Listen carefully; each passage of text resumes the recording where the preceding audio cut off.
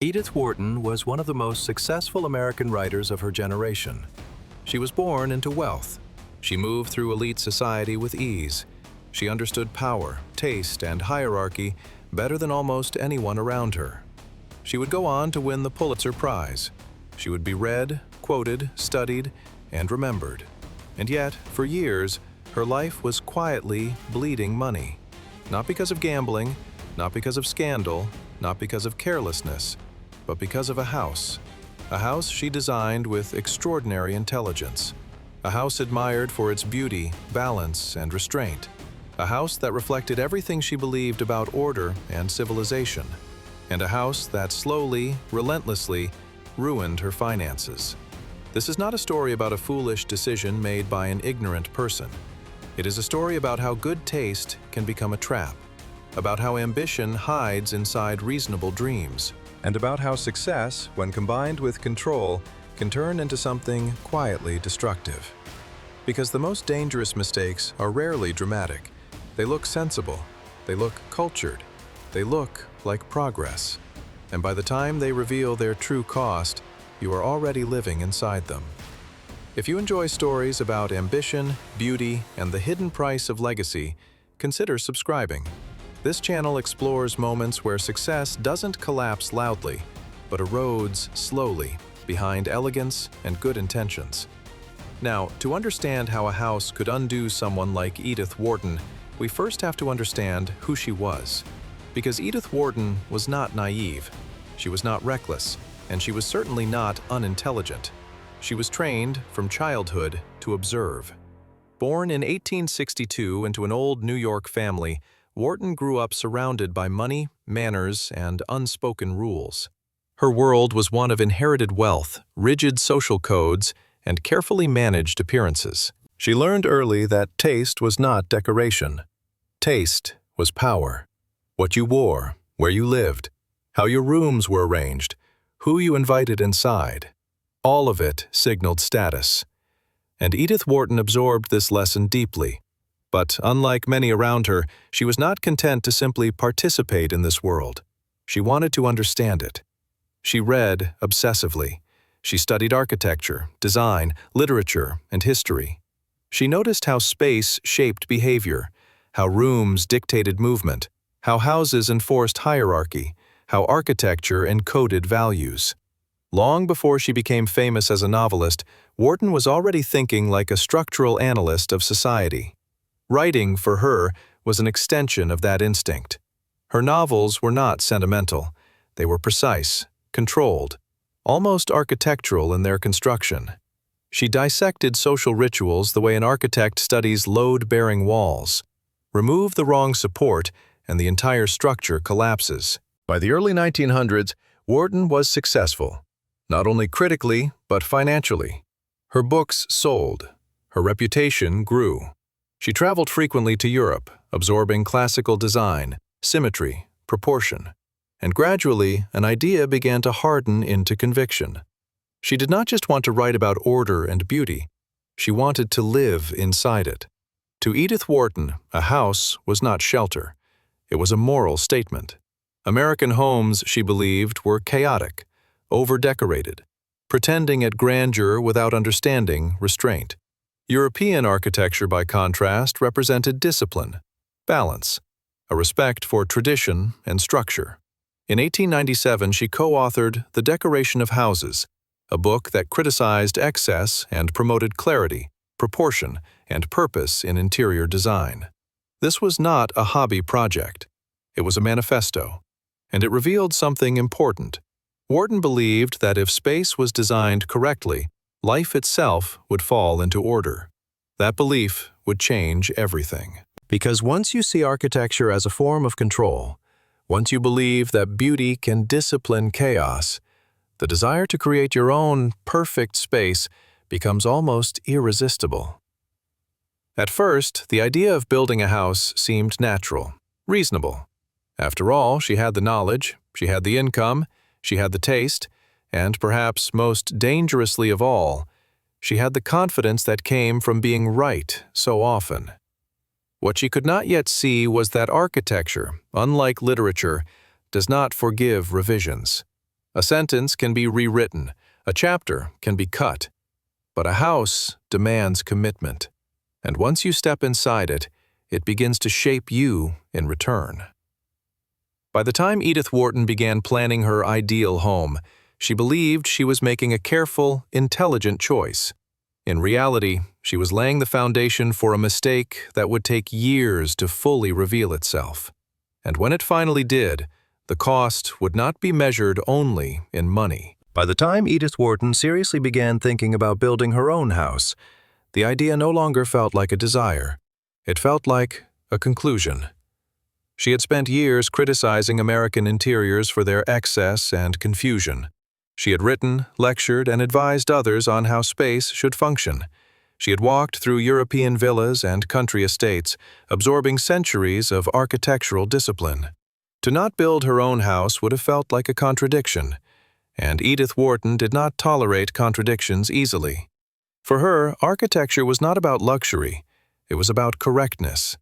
A well-designed house, she believed, taught people how to live properly. It imposed rhythm, it enforced boundaries, it made certain behaviors possible, and others unthinkable. Rooms should have clear purposes, circulation should be logical, decoration should never compete with structure. This was not aesthetic snobbery, it was a worldview, and slowly, almost inevitably, Wharton became convinced that the only way to fully realize this worldview was to create a house that embodied it completely. Not a compromise, not a renovation, a statement. She chose the Berkshire Mountains of Massachusetts, an area already popular with wealthy families building summer estates. On the surface, the decision made sense. The land was beautiful. The social circle was familiar.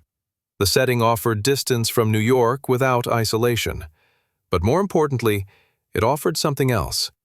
Space. Space to build something pure.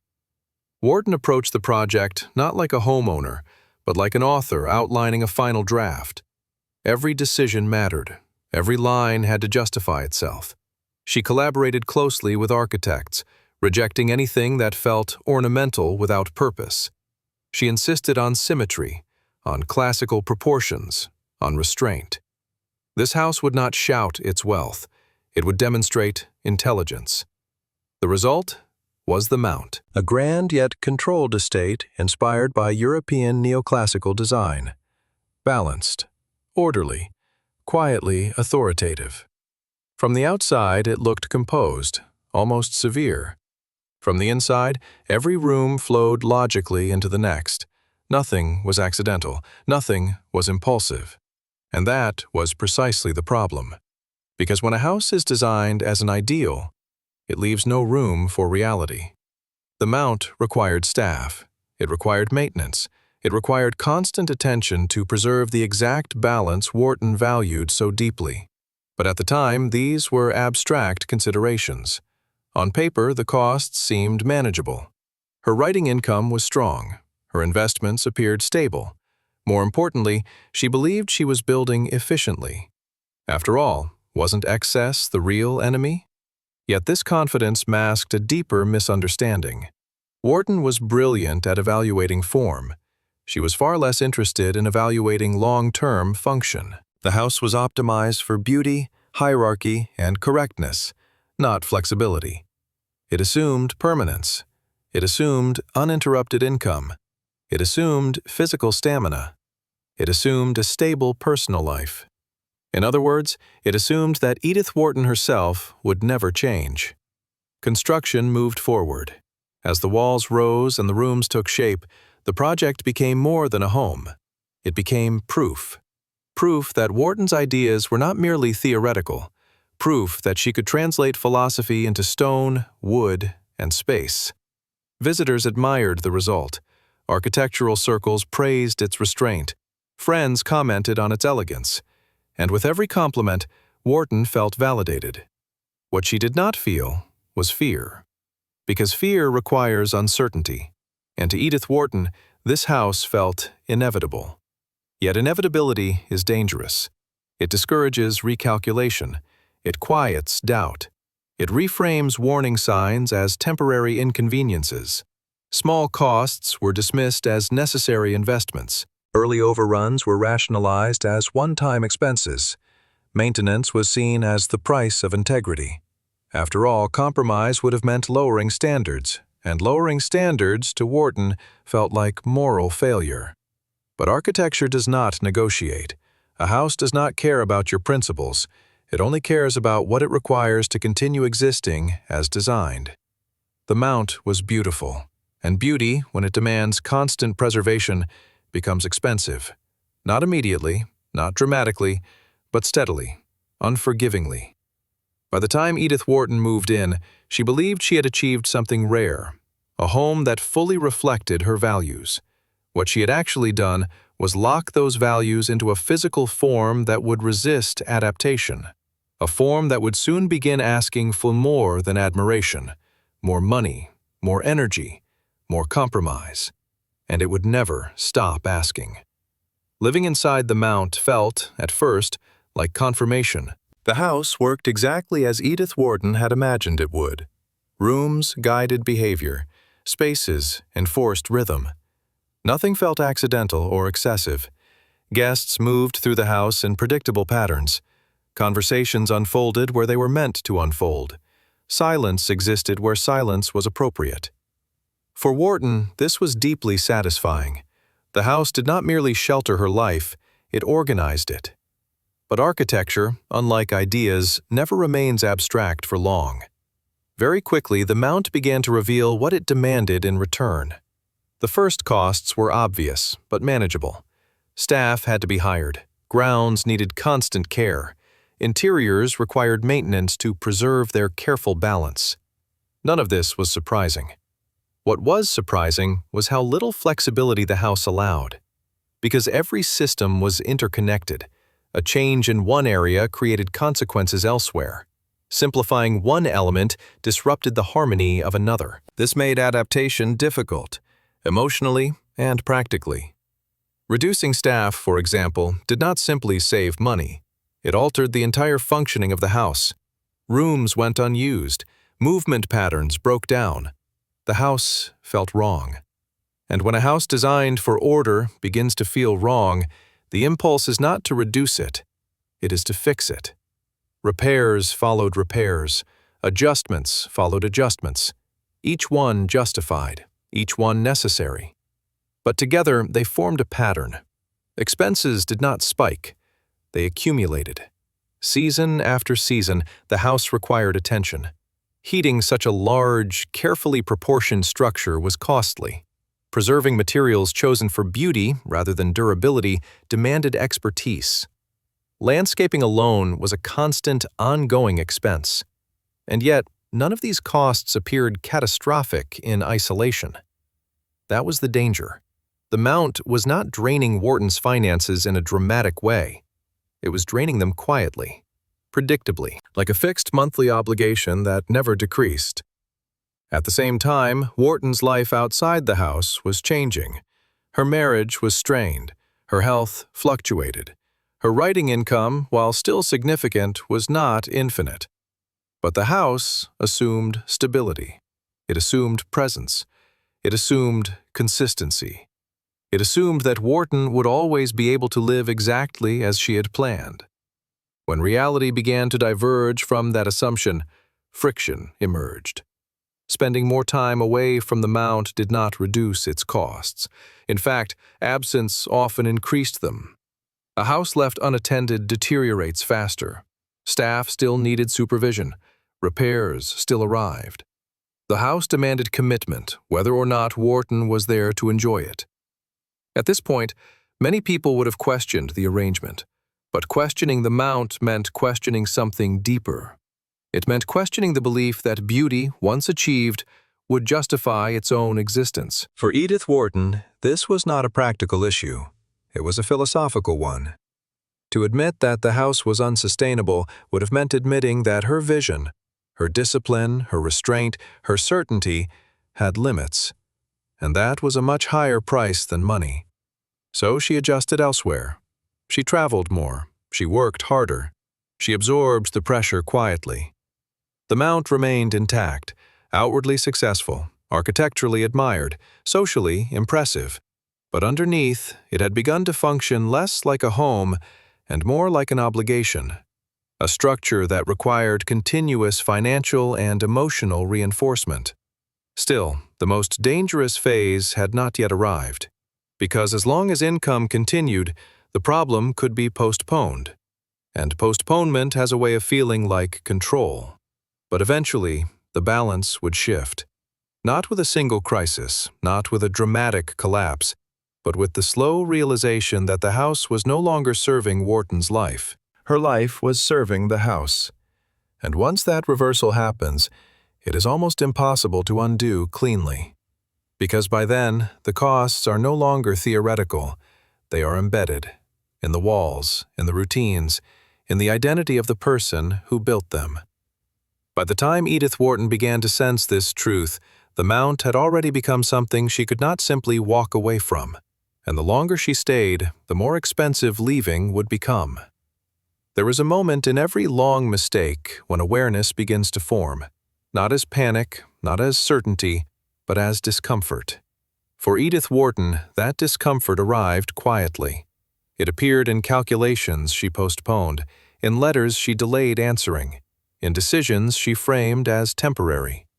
The house was expensive, yes, but only because standards mattered. The costs were high, yes, but only because quality demanded it. These explanations were not lies. They were incomplete truths. And incomplete truths are far more persuasive than false ones. By this point, Wharton had invested more than money into the Mount. She had invested her reputation. The house was discussed in architectural circles. It was referenced as a model of restraint. It was visited, admired, and written about. To step back from it would not merely be a financial decision. It would be a public one.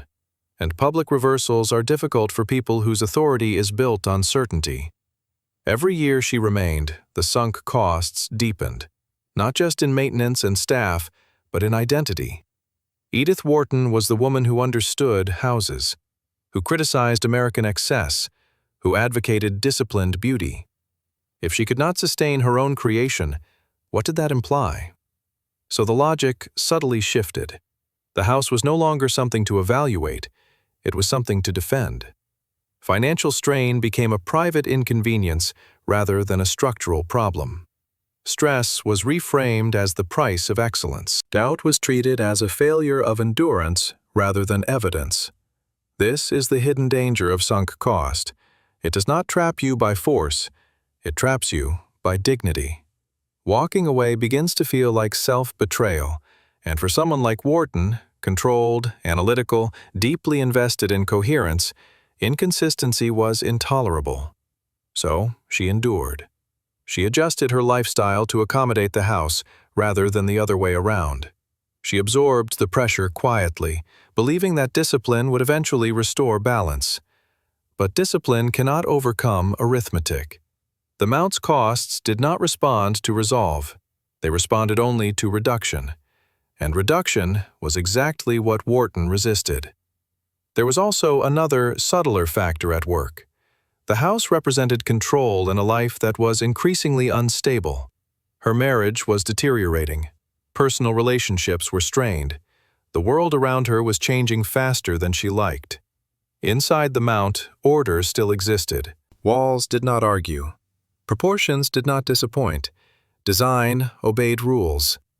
Letting go of the house would have meant surrendering the last environment she could fully command. So she held on. Even as the burden grew heavier, even as the logic weakened, even as the costs became harder to justify without elaborate rationalization. This is where intelligent people are most vulnerable, not when they are ignorant, but when they are deeply invested in being right. Because at that point, evidence no longer challenges the decision, it challenges the self, and the self will defend itself with remarkable creativity. By the time Wharton seriously considered leaving the Mount, she was no longer choosing between a house and financial stability. She was choosing between continuity and rupture, between admitting a miscalculation and preserving the narrative of her own authority. And when choices are framed that way, people almost always choose delay. Delay feels safe. Delay feels reversible. Delay feels like time. But time, in this case, was not neutral. Every year of delay increased the cost of departure, financially, emotionally, symbolically. The Mount did not force Wharton to stay. It simply made leaving more painful than remaining, until eventually remaining became unsustainable. And at that point, the decision was no longer hers to control, because the house had already consumed the one resource she could not regenerate: margin.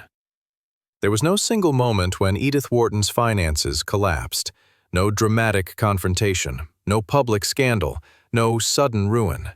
What happened instead was far more ordinary. The numbers stopped cooperating. Income no longer absorbed expenses. Reserves no longer refilled fast enough. Flexibility disappeared. The Mount continued to demand exactly what it always had. Staff salaries did not care about creative success. Maintenance schedules did not pause for personal upheaval. Heating, repairs, and land management followed their own logic, and that logic was indifferent. Wharton could reduce travel. She could work harder. She could publish more. But the house did not scale down. At some point, the effort required to sustain the Mount exceeded what even her discipline could supply. This is where the illusion finally breaks, not with drama, with fatigue. Financial pressure became constant background noise. Decisions narrowed. Options disappeared. The house was no longer a source of pride. It was a problem that could not be solved without surrender. And surrender, for Wharton, did not come easily. Selling the Mount meant acknowledging that the project had failed. Not aesthetically, not intellectually, but practically. And practical failure is the hardest kind to rationalize away, because it cannot be reframed as misunderstood brilliance. Eventually, necessity overruled identity. The Mount was put on the market. The sale did not feel like release. It felt like loss, not just of property, but of an idea Wharton had lived inside for years. The house she had believed would impose order on life had instead exposed how fragile that order was. Letting it go was not a victory. It was an admission. And admissions, even necessary ones, carry weight. After the sale, Wharton's finances stabilized, but the psychological impact lingered. The experience forced a recalibration. She no longer believed that discipline alone could outpace structural costs. She no longer assumed that elegance guaranteed sustainability. The house had taught her a lesson literature never had, that beauty is not neutral. It makes demands. And if those demands exceed your ability to pay, financially or emotionally, beauty becomes a liability. The Mount did not destroy Edith Wharton, but it stripped her of an illusion she had relied on. The illusion that correctness protects you, that intelligence inoculates against miscalculation, that if something is designed well enough, it will justify its own existence. In the aftermath, Wharton returned to what she could control more reliably: writing. Unlike architecture, writing allowed revision, it allowed retreat, it allowed adaptation. And in this phase of her life, her work deepened. The clarity gained through loss sharpened her understanding of constraint. She had lived inside a beautiful mistake, and she had paid for it. Quietly. Fully. After the Mount was gone, Edith Wharton's life became smaller, not in ambition, in structure. There were fewer rooms to manage, fewer routines to maintain, fewer obligations disguised as beauty. What disappeared was not luxury, it was weight, the daily, invisible pressure of sustaining a fixed ideal. Without the house, Wharton's finances stabilized, but more importantly, her attention returned to where it had always been most powerful: language, observation, structure that existed on the page, not in stone. She continued to travel. She continued to write. And she wrote better. The clarity that came from constraint sharpened her work. Freed from the burden of maintaining a physical ideal, her focus intensified. There is a pattern that emerges again and again in creative lives. When ambition is externalized into objects, houses, institutions, symbols, it becomes expensive to maintain. When ambition remains internal, it remains flexible. Wharton had learned this lesson late, but she learned it fully. The Mount did not erase her success, it reframed it. She no longer believed that mastery in one domain guaranteed mastery in another. She no longer confused taste with sustainability. The house had been a declaration. Writing, she realized, was a dialogue. One allowed no retreat, the other allowed revision. In her later years, Wharton achieved some of her greatest recognition. Her legacy solidified not in architecture, but in literature. And yet, the Mount remained part of her story. Not as a scandal, not as a warning shouted loudly, but as a quiet example of how even the most intelligent people can miscalculate when identity and investment become inseparable. What Wharton lost was money, time, and emotional energy. What she gained was precision, an understanding that form, no matter how beautiful, must remain subordinate to function. That ideals must bend to reality, or they will break the people who hold them. The house had not been a foolish dream, it had been a reasonable one, and that is what made it dangerous. Edith Wharton's story is unsettling not because it is extreme, but because it is familiar. She did not chase excess, she did not ignore advice, she did not act impulsively. She made a careful decision, a decision supported by knowledge, taste, and success. And that is precisely why it worked against her. The Mount was not a reckless indulgence, it was a reasonable dream. It matched her identity, it aligned with her values, it appeared sustainable. But sustainability is not an aesthetic quality, it is a structural one. And structures do not care how intelligent the person inside them is, they respond only to inputs. Money in, energy in, time in. When those inputs decline, as they inevitably do, rigid structures do not adapt, they demand. This is the mistake at the center of Wharton's experience. She designed a system that assumed permanence in a life that could not provide it. The house required her to remain the same, her income to remain stable, her health to remain strong, her circumstances to remain predictable. But lives do not remain stable. They shift, they fracture, they narrow. And anything that cannot narrow with them becomes a liability. What makes this story dangerous is how easily it generalizes. The house could be a business that grows too large to manage, a lifestyle that requires constant high income, a public identity that demands endless performance, or a dream that locks you into a version of yourself you can no longer sustain. These are not failures of ambition, they are failures of flexibility. Edith Wharton did not fail because she aimed too high. She failed because she built something that could not shrink. And shrinking, gracefully, intentionally, is one of the most important skills success rarely teaches. The most dangerous dreams are not the wild ones.